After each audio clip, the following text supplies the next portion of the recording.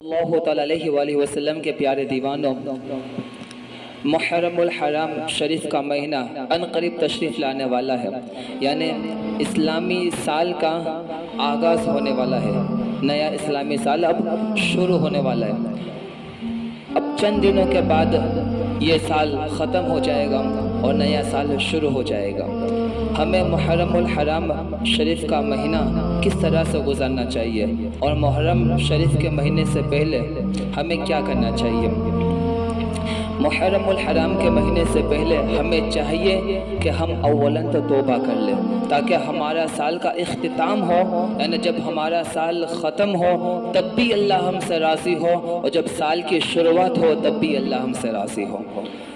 تو ہمیں کیا کرنا چاہیے؟ اولاً تو توبہ کر لیں، اور یاد رکھنا توبہ کے بے شمار فضائل بھی ہے، بے شمار فوائد بھی ہے۔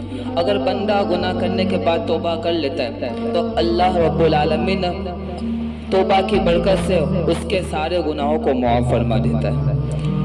اور اگر بندہ گناہ نہ کرے اس کے باوجود بھی توبہ کرتا ہے تو پھر اللہ تبارک و تعالی بندے کے درجات کو اور بلندی عطا فرما دیتا ہے۔ اور کبھی کبھی بندہ جب بہت زیادہ گریہ وزاری کرتا ہے، عاجزی انکساری کے ساتھ اللہ کی بارگاہ میں حاضر ہو کر روتا ہے، گریہ وزاری کرتا ہے، گر گراتا ہے، اور سچے دل سے پکے من سے توبہ کرتا ہے، اور توبہ کرنے کے بعد اچھے کام کرتا ہے، تو پھر اللہ رب العالمین ایسے بندے کی توبہ ہی کو نہیں قبول فرماتا۔ اللہ رب العالمین ایسے بندے کے صرف گناہوں کو ہی نہیں معاف فرماتا، بلکہ اللہ رب العالمین ایسے بندے کے تمام گناہوں کو معاف فرما کر تمام گناہوں کو نیکیوں میں تبدیل فرما دیتا ہے۔ جیسا کہ قرآن پاک میں ارشاد فرمایا اِلَّا مَن تَابَ وَآمَنَ وَعَمِلَ عَمَلًا صَالِحًا فَأُولَئِكَ يُبَدِّلُ اللَّهُ سَيِّئَاتِهِمْ حَسَنَاتٍ اِلَّا مَن تَابَ، مگر جو توبہ کرے، وَآمَنَ اور ایمان لائے، وَعَمَلَ صَالِحًا اور اچھے کام کرے، فَأُولَئِكَ يُبَدِّلُ اللَّهُ سَيِّئَاتِهِمْ حَسَنَاتٍ، تو پھر اللہ رب العالمین ایسے بندے کے گناہوں کو نیکیوں سے تبدیل فرما دیتا ہے۔ وَكَانَ اللَّهُ غَفُورًا رَحِيمًا، اور بے شک اللہ بخشنے والا، مہربانی کرنے والا ہے۔ تو ہمیں اولاً تو توبہ کرنی چاہیے، اور دوسری چیز محرم الحرام شریف کا مہینہ عبادت کا مہینہ ہے۔ ہمیں چاہیے کہ اس ماہ میں ہم زیادہ سے زیادہ عبادت کریں، اور محرم الحرام شریف کا مہینہ نفل روزے رکھنے کا مہینہ ہے۔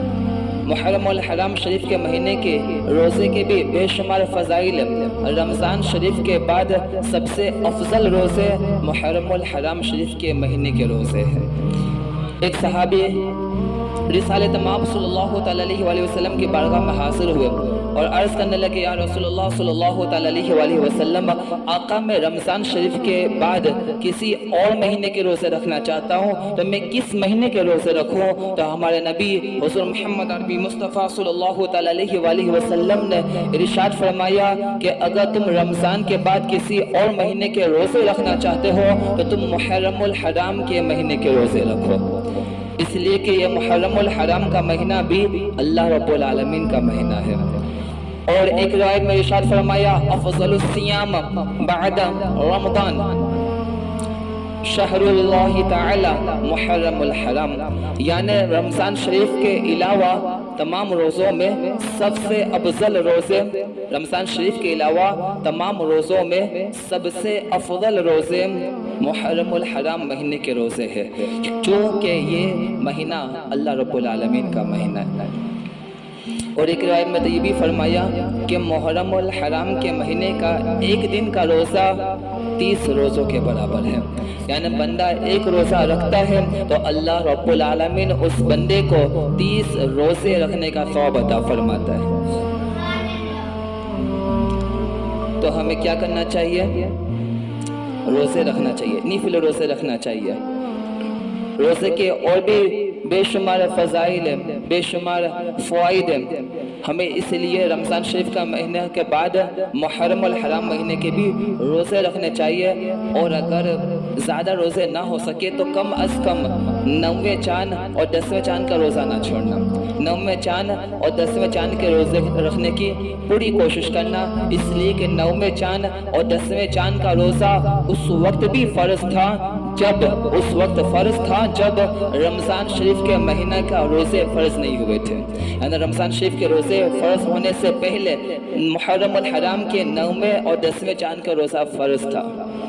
اسی لیے ہمیں یہ 2 دن تو روزے رکھنے ہی چاہیے، کیونکہ ان 2 دنوں کے بھی بے شمار فضائل ہے۔ تو ہمیں کیا کرنا چاہیے محرم الحرام کے مہینے میں؟